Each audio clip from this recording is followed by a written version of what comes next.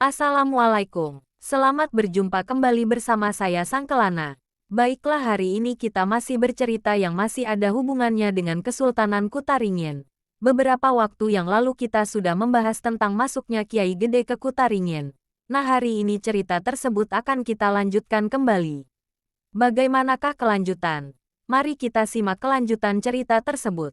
Setelah beliau terdampar, beliau naik ke darat, dan beliau merasa heran. Karena tempat yang beliau lihat itu sudah mempunyai penduduk aslinya yang juga sudah mempunyai pemimpin, yang mereka sebut dengan sebutan Demam Ge Demang, dari suku Tanah Darat atau yang disebut dengan suku Gambu. Agar tidak terjadi hal-hal yang tidak diinginkan, Kiai Gede pun menemui pemimpin masyarakat tersebut. Setelah bertemu dengan pemimpin mereka, Kiai Gede pun menjelaskan maksud dan tujuan dari kedatangannya bahwa beliau hanyalah seorang yang tersasar di tempat itu. Karena Kiai Gede menjelaskan dengan sebenar-benarnya, tanpa ditutup-tutupi, mereka pun menerima beliau dengan tangan terbuka, sehingga hal-hal yang tidak diinginkan pun tidak terjadi. Karena pada umumnya sifat masyarakat pedalaman tidak akan mengganggu seorang pendatang, selama pendatang tersebut berlaku baik dan sopan. Setelah beberapa waktu lamanya beliau tinggal di masyarakat tersebut, Kiai Gede diangkat menjadi seorang yang terhormat dan disegani oleh masyarakat di situ. Pengangkatan tersebut dilakukan oleh para demang atau pemimpin masyarakat setempat. Semua itu terjadi karena Kiai membawa sifat-sifat yang baik, budi pekerti yang baik, selalu bersikap sopan dengan siapapun, tidak pernah menyakiti seseorang di tempat itu. Kiai Gede menunjukkan akhlak yang baik kepada setiap orang.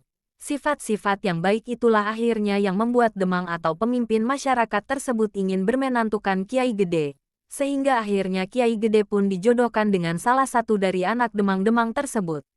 Karena Kiai Gede sudah menjadi salah satu menantu dari para demang, atau pemimpin masyarakat tersebut, maka Kiai Gede pun sedikit demi sedikit mulai mengenalkan agama Islam kepada masyarakat tersebut. Sedikit demi sedikit beliau mengajarkan dan berdakwah kepada masyarakat tersebut tentang kebenaran agama Islam yang dibawanya dari Kerajaan Demak. Dengan disertakan niat yang tulus dan ikhlas semata-mata hanya untuk mencari ridhonya Allah. Akhirnya Kiai Gede pun berhasil meyakinkan mereka tentang agama Tauhid, yaitu agama Islam. Nah, demikianlah tentang bagaimana masuknya Kiai Gede dan berkembangnya agama Islam ke Kutaringin. Berkat ikhtiar, jasa Kiai Gede, serta ridho Allah jualah, sebagian besar masyarakat Kutaringin memeluk agama Islam.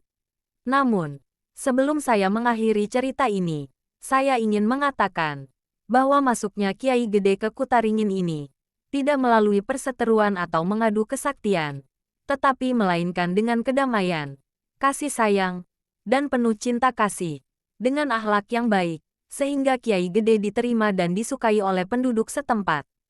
Cerita ini saya ambil dari catatan orang tua saya Gusti Masuda bin Pangeran Surya Anas, yang ditulis pada 1978 Masehi. Nah, kiranya cukup sekian dulu cerita dari saya Sang Kelana. Mohon maaf bila ada salah kata dan narasi yang berbeda. Sampai jumpa lagi pada cerita yang lainnya.